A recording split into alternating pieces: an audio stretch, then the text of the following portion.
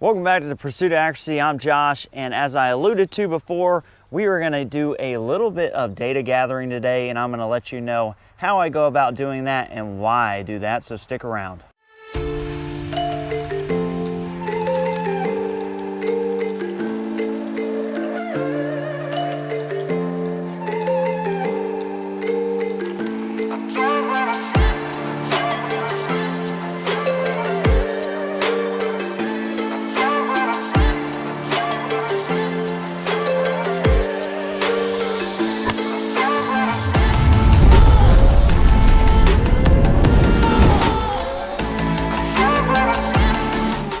All right, so we've got the CZ457 competition rifle out here, and as you have seen in the last few videos, this has not shot very well at all. It's shot very untypical of what it's normally capable of doing. So I suspected that it needed to be cleaned. So what we did is we cleaned the rifle, and if you haven't seen that video, just a very down and dirty, real quick version on how I clean my rimfires. Is not super exciting, but it does have some good information in it.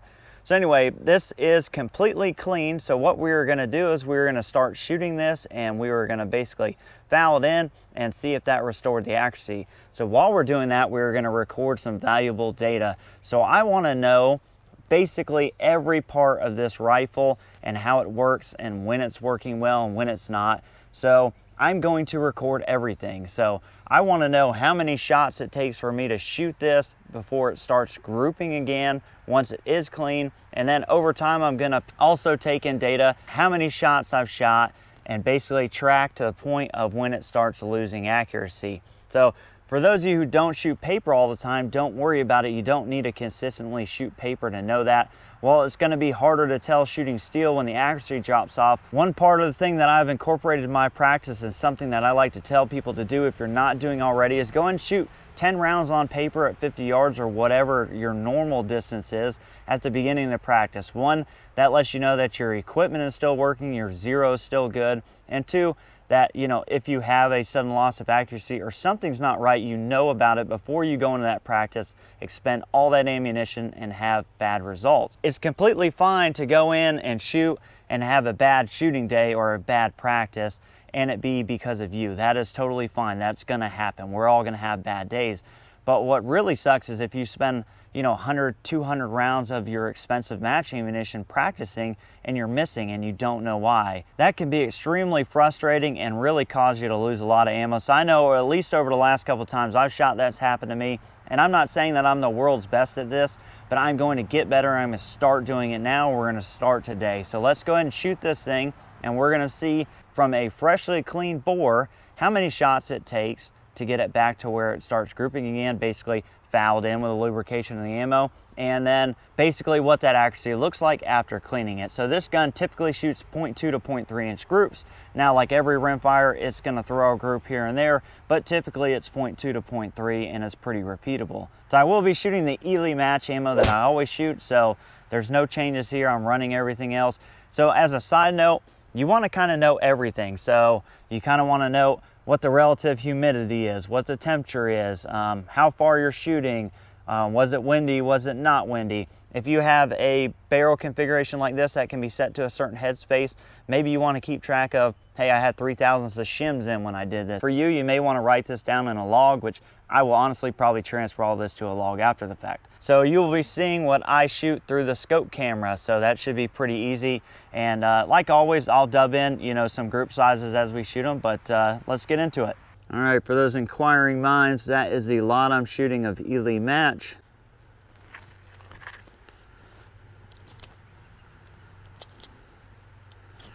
And the target downrange is an ARA unlimited class target. I think that's how you say it. It's the same target that basically took my lunch money last time we shot when I realized I had let this thing get way too far. Well, at least I'm hoping that's what it is. This rifle is super consistent most of the time, so usually something like this is just me neglecting cleaning, but you never know. Could have other issues, so we're about to find out. See, and I do have that down there sideways, so we're gonna start at the top left. All right, we got the scope camera going. Get the rifle nice and level. All right, we're gonna start top left. So this first shot, I really wanna know where it goes.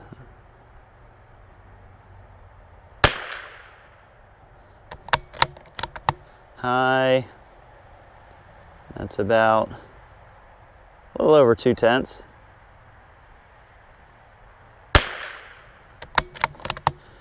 Lower, looking better.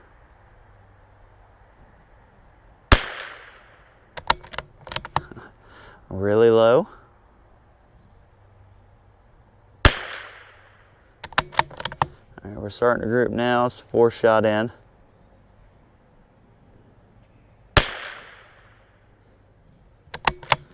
All right, we're gonna shoot 5-shot groups at these. So we're 5 shots in.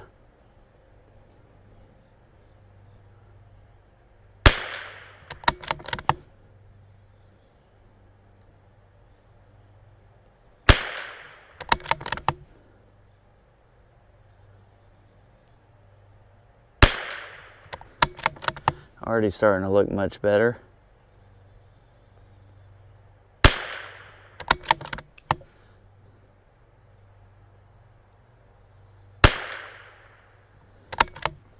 Okay, so that circle is a 1/2 inch, so we're about a 0.3 there, which is not bad. Not gonna complain about that. But all right, well, let's see. Let's do, so we did 5 shots and we had a whole lot of vertical there. So my group is just a hair low, so I'm gonna say about there. So we were 4/10 high on our cold bore with a clean barrel. All right, let's shoot one more 5-shot group here.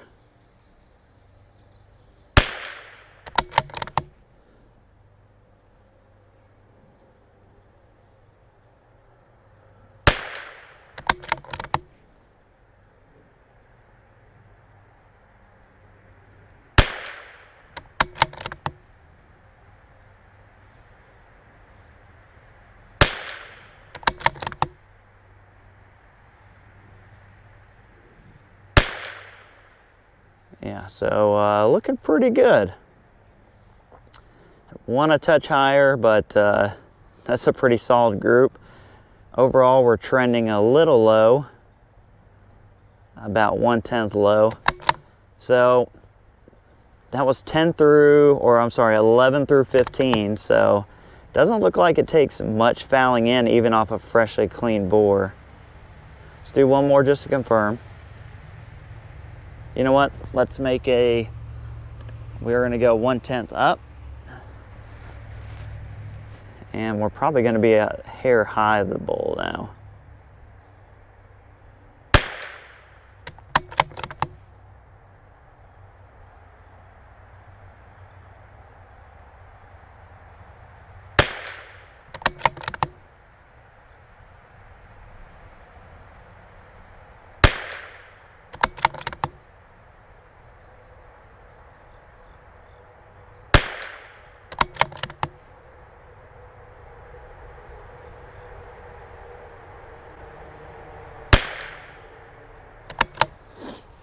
Yeah, much better. So it looks like about 10 rounds to really get this thing to where it's shooting pretty decent. So honestly, looking at this, there's no reason why I don't clean this way more often than what I do currently. And the fact that I'm waiting till the accuracy falls off really doesn't make sense based on the fact that I only need to shoot it 10 times to get it back. So when you're talking about rimfire stuff, the thing is there's few things that we can control. You can't control the environmentals. So you can kind of pick and choose when you want to shoot, but when you go shoot a match, you don't know what it's going to be like. So you can't choose the environmentals. You really can't custom make your own rifle as far as making your own barrel, these things. So you're kind of at the mercy of the market for that. You're kind of at the mercy of the ammunition, even though we can choose and lot test, which if you're at this point where you're recording data like this, you really need to already be lot tested. You really need to have a lot of ammo that shoots really well, and then, stick with that ammo. But so control those things the best you can. And one of the things we can control is how we clean a rifle and when we clean it. All right, so enough jibber jabber. Let's see. I got 15 rounds left in this box. Let's shoot one more 5-shot group just to confirm. We've let the barrel cool off a little bit, and then we're gonna take 5 shots yard. We're going 180 yards on some steel. We'll mess around a little bit, and then I'm actually gonna swap lots. I'm gonna swap to my other lot and see how it's shooting. I don't wanna put a ton through this, but let's see what we got here.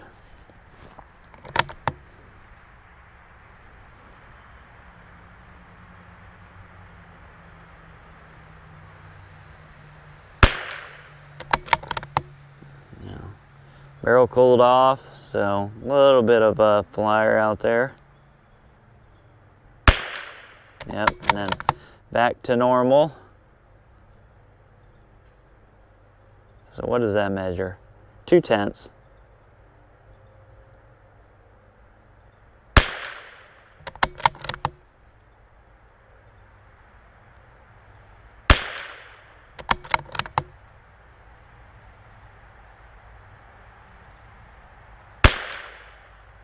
Yeah, a little bit of vertical dispersion in that, starting with a cold barrel, but not too bad. And we need about, I want to say it's about 5, 6, 5, 7. Let's see. What's fairly clean? Let's shoot at the Mr. Wolf there.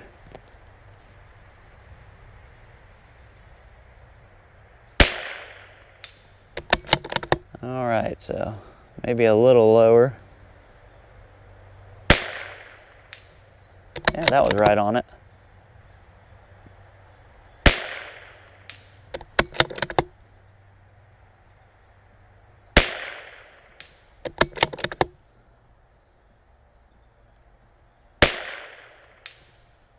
All right, now we are shooting a different lot. This is my newest lot.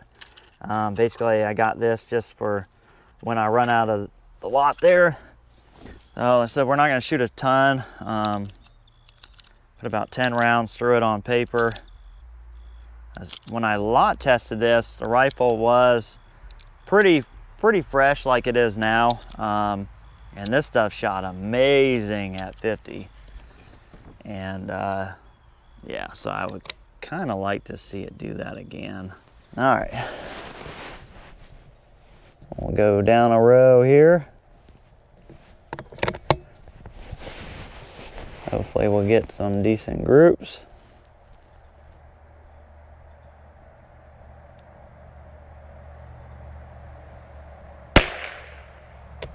Basically same point of impact.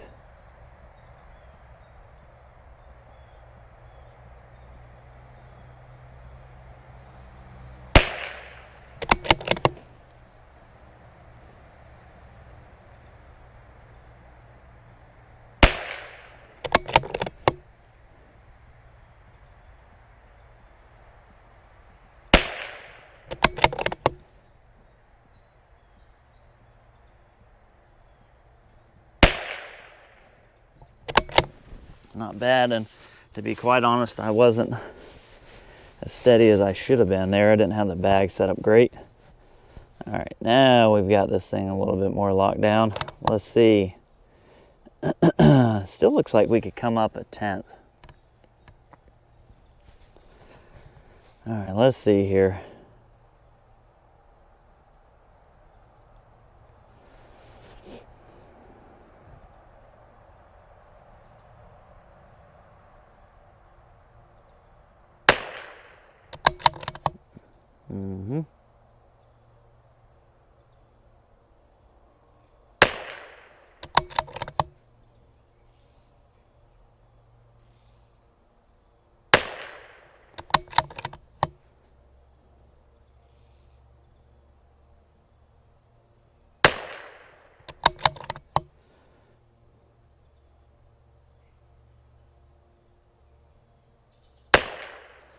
There we go. That is what we're used to seeing.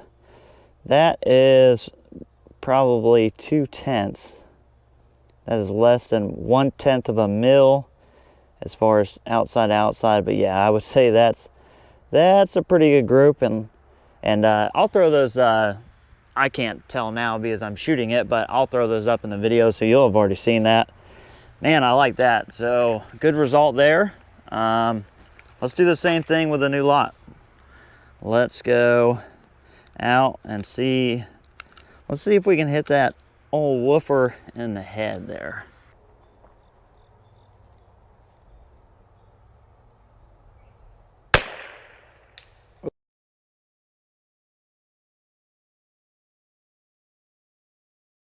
Ooh. All right, that's a hair low out there. Yep.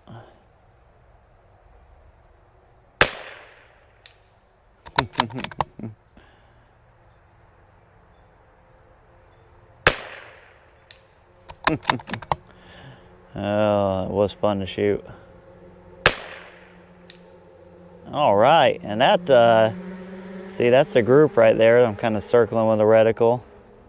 That's 181-ish yards. That's pretty good. That's probably an inch group, so awesome. Oh my goodness. So I'm super relieved that it was cleaning. So what we're gonna do is, I don't have any actual real competitions coming up. I do have a bench rest competition Sunday, but I'm not competitive in that. I go because I like to go shoot. My daughter shoots it. I like to be there and support her while she's shooting it. So I'm gonna track the rounds and we'll continuously update this. So this is not a one-off video. So part 2 is the next video I'm gonna shoot, and what that's gonna be is all about dope. Dope is data on previous engagement. So that's what you're doing when you're setting up like either the Kestrel 5700 Elite or maybe Straylock Pro on your phone, whatever app or ballistic data you're using. We're gonna talk about all those various types of methods to do that, how to do it, how to get the best result, and hopefully something that's easy to understand that you guys can use and help you in your shooting. So like I said, part 2 and more videos are coming all about data, so we'll continuously update how this rifle's doing. But clean your rifle, get out there, get your data figured out, get it on paper so you're not guessing. Don't leave anything to chance. The more variables we can control with this, the more accuracy you will find. I can guarantee you that. I want to say a big thank you to everyone who bought the shirts. I think I have a couple left by the time you're watching this. They're probably sold out. Appreciate you guys. We'll catch you on the next one.